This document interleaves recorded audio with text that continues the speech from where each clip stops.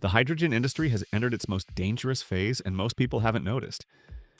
Not because hydrogen is failing, but because it's finally being forced to prove itself.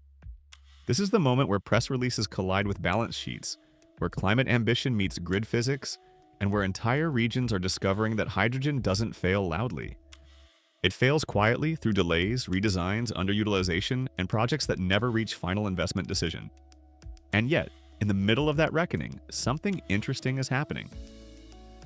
Australia is pushing forward with port-anchored hydrogen hubs. Europe is doubling down with state aid and industrial use cases. India is accelerating from pilots into execution faster than almost anyone expected. This raises a serious question for 2026. Are we witnessing the long-awaited hydrogen takeoff, or are we watching the last expansion of a hype cycle before gravity takes over? To understand what's really going on, we have to zoom out and stop asking whether hydrogen works as a technology. That question was answered years ago. Electrolyzers work, hydrogen burns, fuel cells convert. The real question now is whether hydrogen works as a system under stress.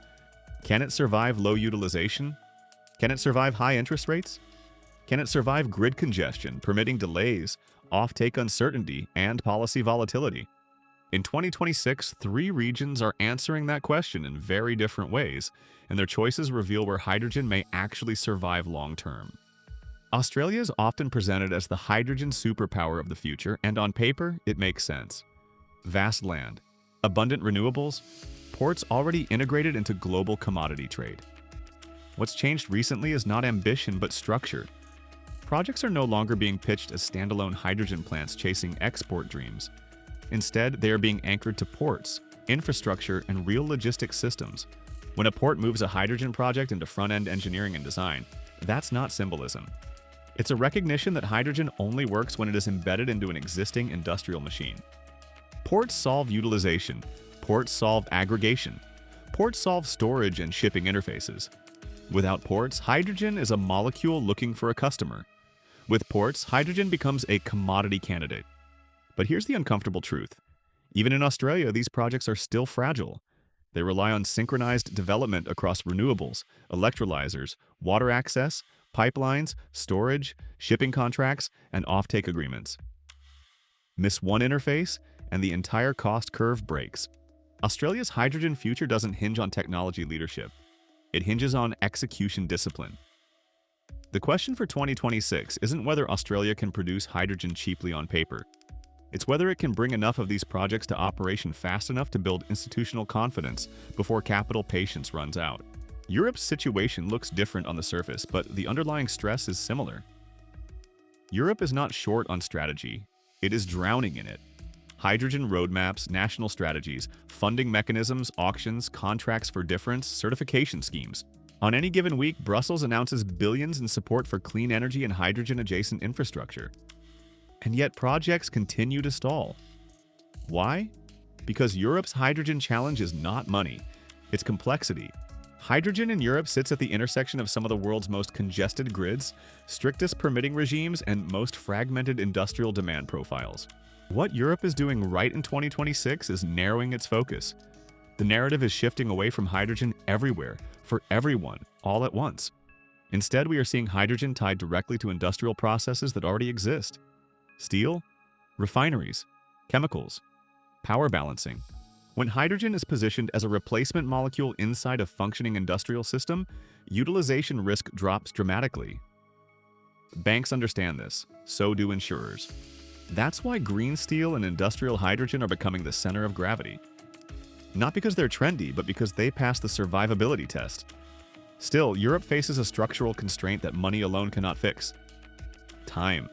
Permitting timelines stretch into years, grid upgrades lag behind electrolyzer ambitions, and political cycles introduce uncertainty just as projects reach critical decision points.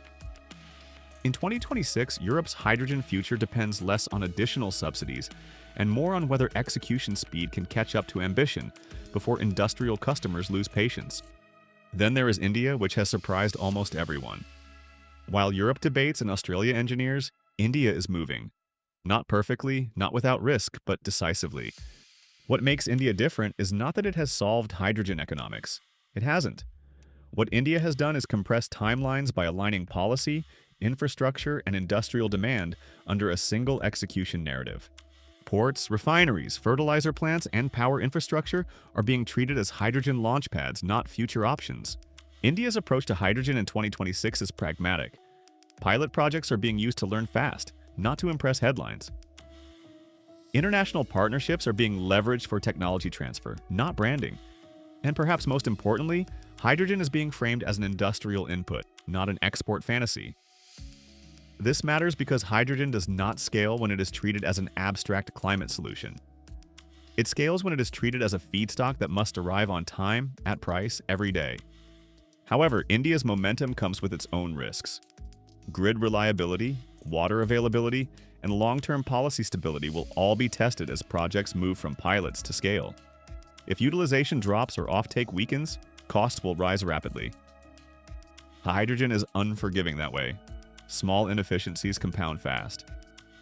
The difference is that India appears willing to accept early friction in exchange for speed, while other regions are still optimizing PowerPoint decks.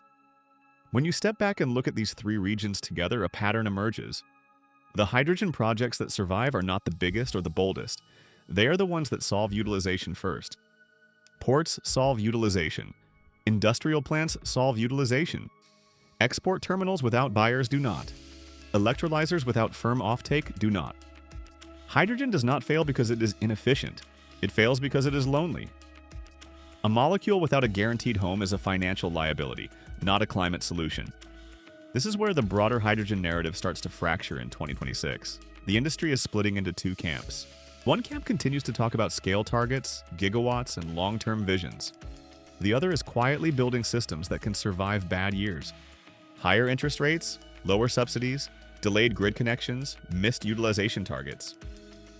Only one of these camps will still be standing in 2030. This is also why the conversation around hydrogen cars quietly faded, while hydrogen in steel, shipping, ports, and heavy industry continues to advance.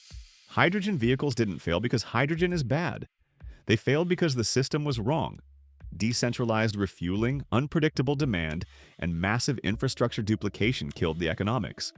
Industrial hydrogen, by contrast, concentrates demand, infrastructure, and utilization in one place. That's not ideology, that's systems engineering. At this point in the video, it's important to pause and be honest. None of this guarantees success. Many of today's hydrogen projects will still fail. Some will die in permitting. Others will collapse under financing pressure. Some will operate far below nameplate capacity and quietly shut down years later. That is not a failure of hydrogen as an idea. It is the cost of discovering where hydrogen actually belongs in the energy system. This is also where H2 Hub by Renee Energy becomes relevant. Not as a sales pitch, but as an execution filter. The professionals who survive the next phase of hydrogen are not the ones who memorize technology specs. They are the ones who understand project interfaces, financing stress points, utilization dynamics, and system risk. H2 Hub exists to teach exactly that. How hydrogen projects reach FID, why they stall, where they break, and what separates press releases from operating assets.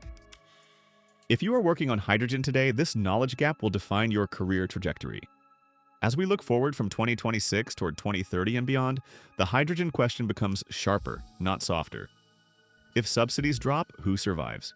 If electricity prices spike, who survives? If utilization misses targets, who survives?